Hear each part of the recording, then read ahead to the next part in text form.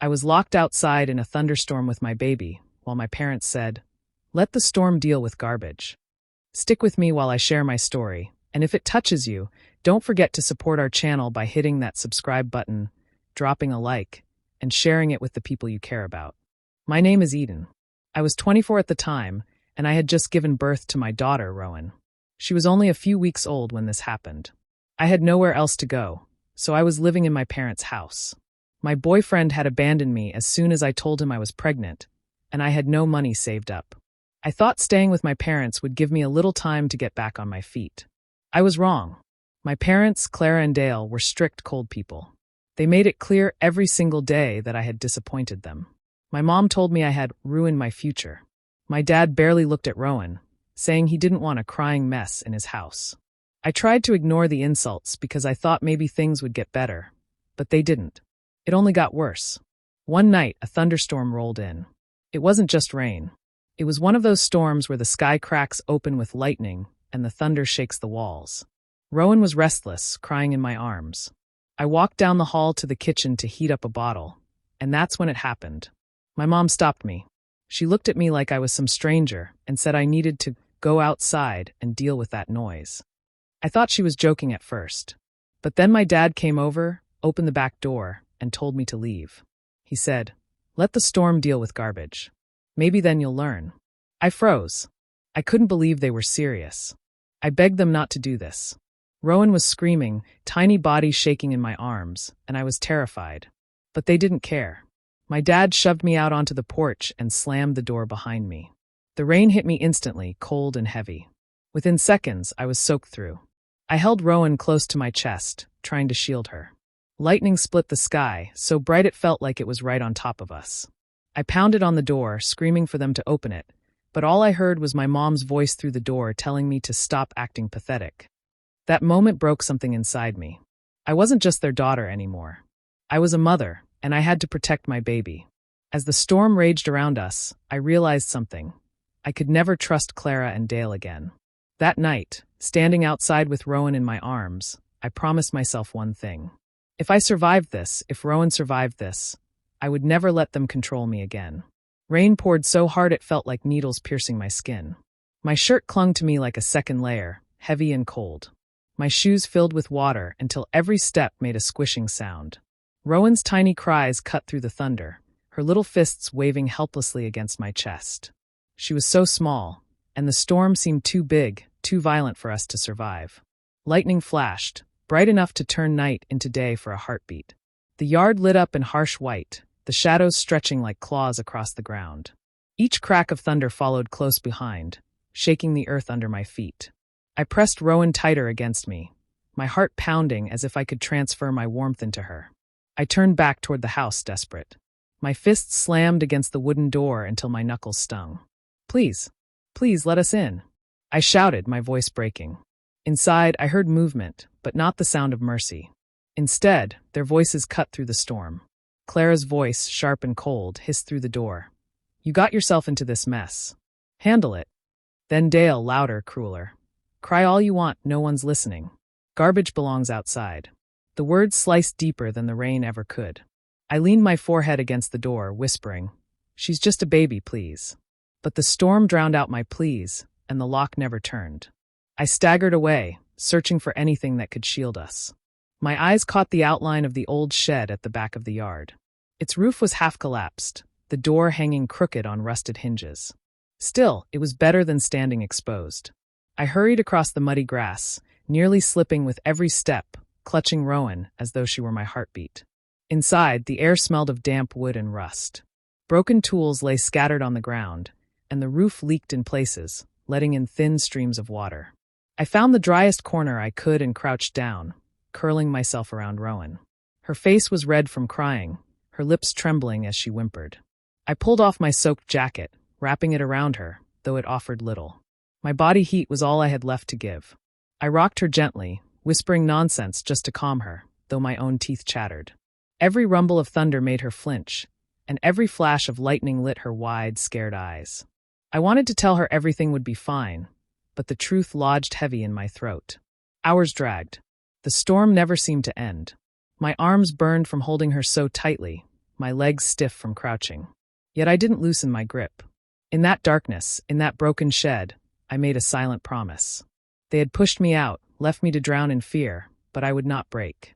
I vowed that night, as Rowan finally drifted into uneasy sleep against my chest, that I would never forgive Clara and Dale. Not for this. Not ever. Dawn crept in with a gray sky, the storm finally gone, but nothing felt lighter. My body ached from the night, and my arms were stiff from holding Rowan too long in the cold. She stirred against me, her tiny breaths uneven. As I looked at her face, fragile and innocent, something inside me hardened. I knew, as clear as the morning light, that staying under Clara and Dale's roof would only destroy us both. They had shown me exactly who they were, and I couldn't wait for them to soften. I had to leave. I gathered what little I owned, a diaper bag, a few baby clothes, my worn-out shoes. The rest I left behind. Every creak of the floorboards felt like a warning as I tiptoed through the house. My parents slept soundly, doors shut tight, their world untouched by the misery they had created.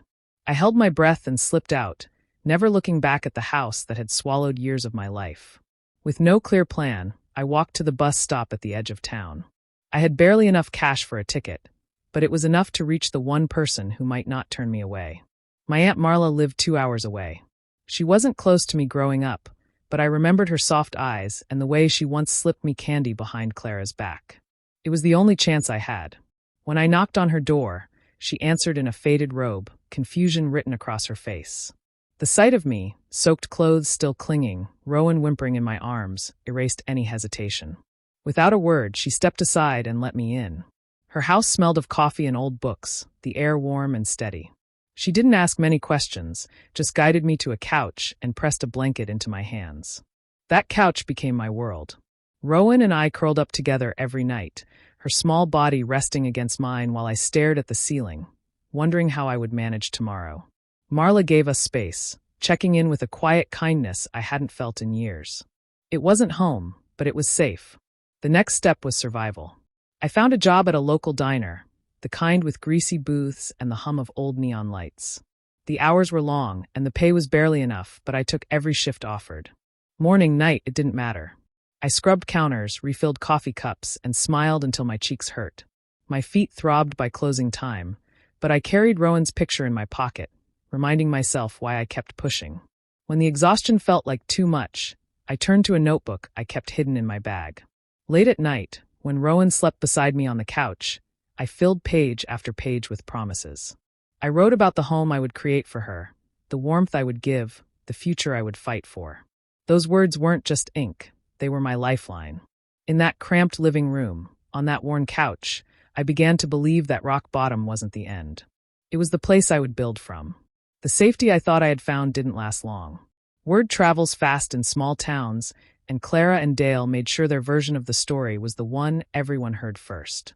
They painted me as reckless, selfish, and incapable of raising a child. They told neighbors I abandoned responsibility and leaned on others to clean up my mess.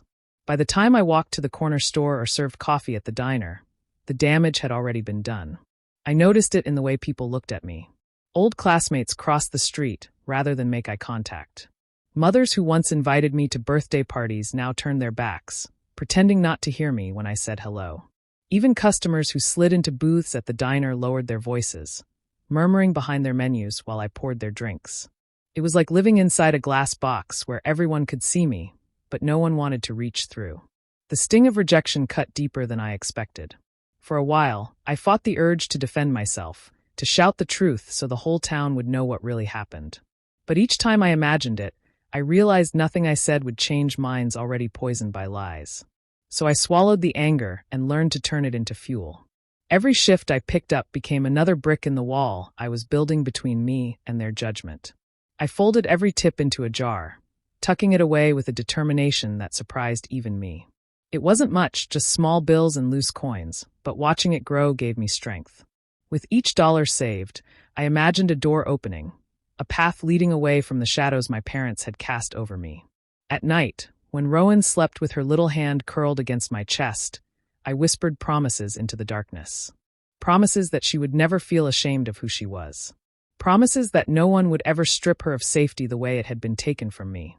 I held on to those words as tightly as I held her. The whispers around town only made me more stubborn.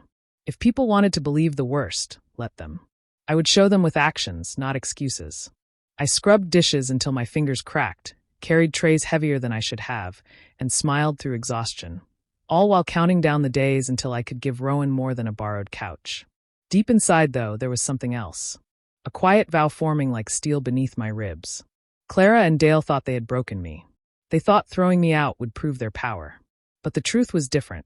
Every slight, every rumor, every cold shoulder only sharpened my resolve.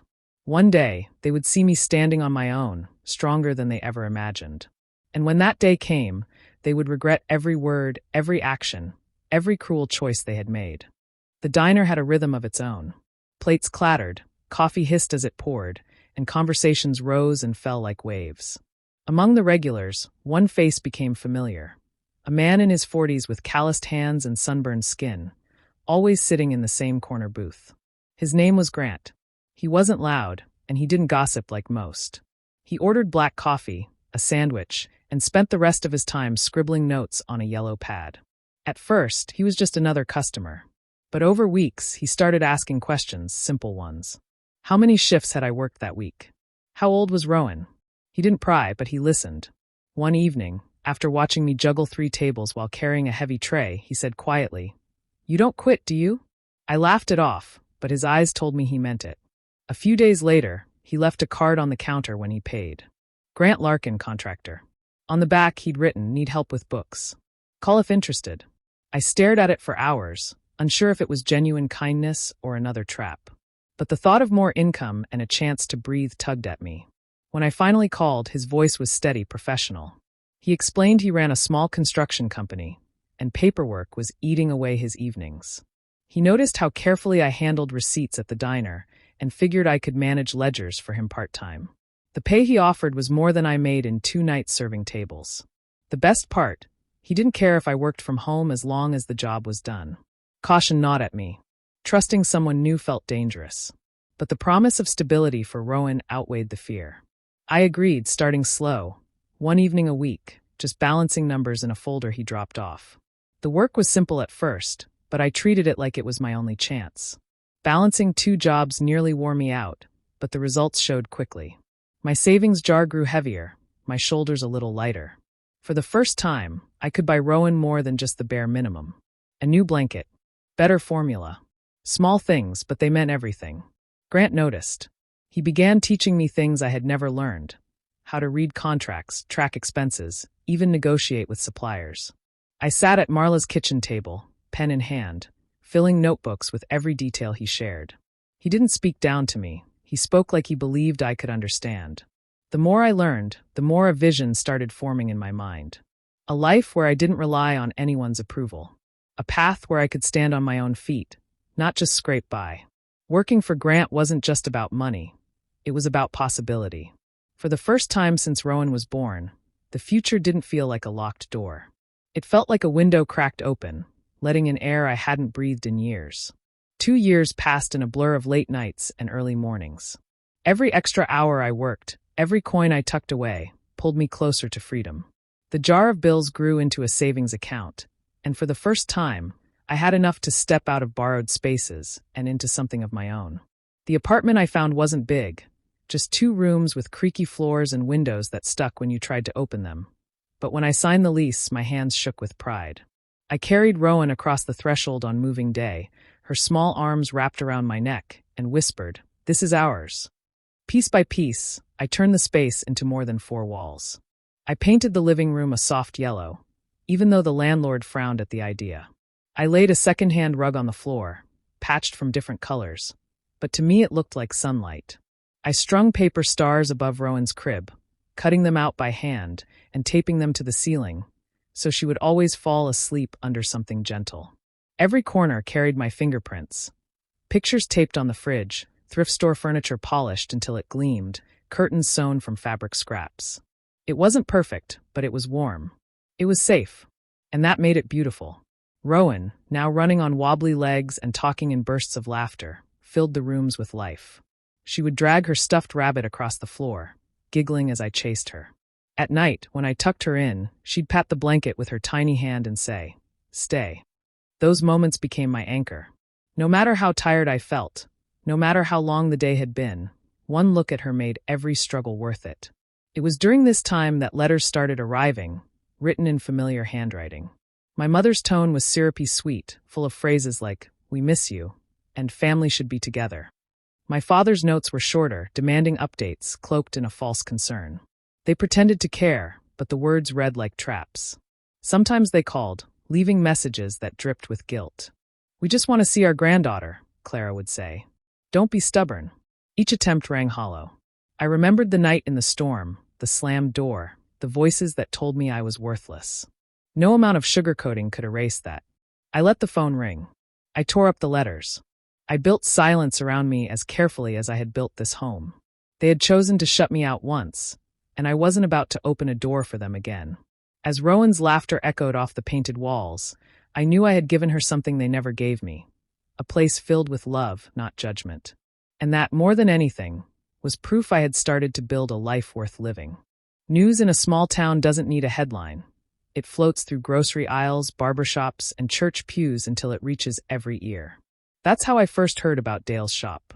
Once, his garage was the place people trusted with their cars and tools, but whispers said bills stacked higher than customers and creditors were circling. Folks mentioned missed deadlines, botched jobs, and suppliers refusing to extend credit. At the diner, I overheard two men talking over their burgers. One said, "He's drowning. Should have hired better help years ago." The other shook his head, adding, "Pride'll sink him faster than debt." I didn't join in, but I carried those words home like a secret treasure. For so long, I had been the one under their judgment, the one people pointed at as proof of failure. Now, their names carried the weight of mistakes. It wasn't revenge, not yet, but it was a shift. I felt it in my chest like a steady drumbeat. The balance was changing. While their troubles spread through town, my world was moving in a different direction. Grant called me into his office one afternoon, stacks of blueprints covering his desk. He leaned back in his chair, studying me with that careful look he had when he was weighing something important. "You've got an eye for detail," he said, tapping a ledger I had updated. "And you've been keeping us more organized than I've ever managed. Business is growing, and I can't do it alone anymore." I thought he meant hiring more staff, but then he slid a folder across the table. Inside were documents with my name typed neatly on the lines. A proposal, partnership. At first, I couldn't speak. Partnership meant more than a job. It meant ownership, a stake in the future. He explained his plan: expand into larger projects, bid on contracts beyond the small jobs we'd been taking. He wanted someone he trusted to handle the numbers, someone invested in success. My hands trembled as I held the folder. All I had ever been told was that I wasn't capable, that I was a burden. Yet here was proof to the opposite. Someone saw me as an equal.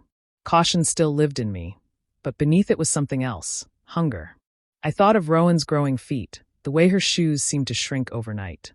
I thought of the home I had carved out of nothing. And I thought of my parents, who once threw me into a storm, now flailing in one of their own making. I met Grant's steady gaze and nodded slowly. "Yes," I said. My voice didn't shake. Walking home that evening, papers tucked in my bag, I let the satisfaction settle deep inside me. My father's empire was crumbling, while mine was only beginning. Karma wasn't knocking at the door. It was already inside, rearranging everything. The first months after signing those papers felt like standing on a cliff, unsure if the ground would hold. But project after project rolled in, and each one finished stronger than the last. Grant managed crews on-site, while I balanced budgets, scheduled timelines, and handled clients who wanted every detail in writing. Together, we turned small contracts into larger deals, office renovations, housing developments, even municipal bids. Checks no longer vanished the second they arrived. For the first time, I saw my account grow instead of shrink. I replaced patched-up shoes with sturdy ones. I filled cupboards without counting every dollar first. Bills were paid on time, and I had enough left to set aside for the future. Security wasn't just a dream, it was tangible, a foundation beneath my feet. The shift didn't go unnoticed. People who once muttered behind their menus now greeted me with warm smiles. At the grocery store, the same neighbors who had crossed the street years ago stopped to ask about work, complimenting how far I'd come. Their sudden admiration carried a bitter edge, but I accepted it. Respect had been earned the hard way, and I wasn't about to turn it down. Rowan, meanwhile, bloomed. At preschool, her teachers told me how quickly she learned songs, how eagerly she helped classmates, how her laughter filled the room. She came home with crayon drawings of houses with big windows and gardens, each one proudly taped to our fridge. Watching her run toward the classroom door each morning, her backpack bouncing against her small frame, was proof I had given her the safety I once longed for. Our home carried a new rhythm. Evenings were filled with books and coloring pages, mornings with the rush of shoes and cereal bowls. Work no longer felt like a punishment. It was a stepping stone, and every step lifted us higher. There were moments, though, when I paused and remembered the years before. The whispers, the loneliness, the nights of doubt. Standing in our bright kitchen now, hearing Rowan's giggles echo against the walls, those memories felt like ghosts I had finally outgrown. The irony wasn't lost on me. The same town that once branded me a failure now nodded in approval when my name was mentioned. Their judgment hadn't broken me. It had fueled the fire that brought me here. I didn't need Clara or Dale for validation, and I certainly didn't need their approval. The life I had carved out was proof enough. Each time I walked through the office doors, shaking hands with clients who respected me, I carried that truth quietly but firmly. I had built something lasting. I was no longer surviving. I was living the life I had fought for, and this time, no one could take it away. It happened on a quiet Saturday afternoon. Rowan was busy stacking blocks in the living room when a knock rattled the door. I wasn't expecting anyone, and when I opened it, my stomach tightened. There they stood, Clara clutching her purse like it held her last breath, Dale with his shoulders hunched and eyes darting everywhere but mine. For a moment, none of us spoke. Then Clara forced a smile, brittle and unnatural. "Eden," she said softly, "it's been too long." I didn't invite them inside, but that didn't stop Dale from stepping forward. "We need to talk," he muttered. His voice no longer carried the authority I remembered. It sounded thin, worn down. Against my better judgment, I let them into the entryway. They stood awkwardly, taking in the framed drawings on the walls, the soft rug beneath their feet, the scent of dinner simmering in the kitchen. My home, everything they swore I would never build. Clara started first, her tone sugary. "We've fallen on hard times," she admitted, fingers twisting her purse strap. "The shop isn't what it used to be. Bills are piling up. We thought, maybe, you could help us get back on our feet." Dale added quickly, "You're doing well now. We can see that. Families should stick together in tough times." The words landed heavy, but not in the way they hoped. I stared at them, remembering every slammed door, every cruel sentence. I remembered the rain pounding on my skin, Rowan crying in my arms, and the voices telling me I was worthless. "You want me to bail you out?" I asked quietly. "After everything?" Clara's expression faltered. "We didn't mean." I cut her off, my voice sharp. "You meant every word. That night you called me garbage. You said the storm could have me. Do you think I've forgotten?" Silence filled the room. Dale shifted uncomfortably, avoiding my eyes, while Clara's face crumpled, a mix of shame and desperation. She reached out, but I stepped back. "Rowan deserves better than the kind of family you chose to be," I said firmly. "And I deserve better than your excuses." Rowan toddled into the hallway then, her curious eyes landing on the strangers. Clara's hand lifted slightly, as if she wanted to greet her, but I moved before she could get close. I placed my hand gently on my daughter's shoulder, guiding her back toward her toys. Turning back to them, I let the final words fall without hesitation. "You turned your backs on us in the storm. Don't come here now, expecting shelter from mine." Their faces hardened, but neither argued. Without another word, they left, the door closing behind them with a finality that echoed through the house. I stood still for a long moment, breathing deeply. The past had finally knocked on my door, and I had answered, not with weakness, but with truth. Their pleas still hung in the air when I straightened my shoulders. For years, I had carried the weight of their cruelty, but standing in my own doorway, with Rowan's laughter echoing faintly from the other room, I finally understood something simple. I didn't owe them anything. "I already gave you a chance," I said, my voice steady. "I begged for help once. I stood outside your house, rain pouring down, my baby in my arms, and you locked the door. That was the moment you lost the right to ask me for anything." Clara's mouth opened, but no words came out. Dale shifted his weight as if he wanted to argue, but his eyes dropped to the floor. They both knew I was right. I reached for the knob. "This house is not your refuge.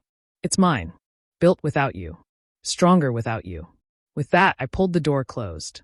The latch clicked, sharp and final. Through the window, I caught a glimpse of their figures retreating down the path, shoulders slumped, swallowed by the darkness outside. Rowan padded into the room, clutching her stuffed rabbit, her bright eyes curious. She climbed onto the couch, pressing her face to the glass. From her safe perch, she watched them vanish into the night. She didn't understand the history, but she understood one thing clearly. Those people were strangers who didn't belong in our world. A low rumble rolled across the sky, followed by a flash of light that illuminated the room. Another storm was coming. I turned off the lamp and sat beside Rowan, drawing her close under a warm blanket. She giggled when the thunder cracked, not frightened at all, because she knew she was protected. The rain began tapping against the windows, steady and familiar. I leaned back, letting the sound wash over me. Years ago, I had been thrown into a storm meant to break me. Tonight, the storm was nothing more than weather. It couldn't touch me anymore. Rowan leaned her head against my shoulder, her small body radiating comfort. I kissed her hair, breathing in the scent of soap and crayons. Around us, the room glowed soft and golden, our little sanctuary against the wild night outside. No victory parade marked this moment, no applause. The revenge was quieter, deeper. It wasn't about shouting at them or proving my worth with words. It was about sitting in this home I had built, with my daughter safe in my arms, while the very storm that once nearly destroyed us raged harmlessly beyond the glass. They had tried to throw me away. Instead, I had flourished. They had turned me out into darkness. Instead, I had found light. As the rain hammered harder and lightning split the sky, I held Rowan close and smiled. The storm belonged to me now, not them. And that was all the revenge I needed. Do you think I made the right choice by shutting them out for good? Or should I have given them another chance? Share your thoughts in the comments, and don't forget to subscribe and hit the notification bell.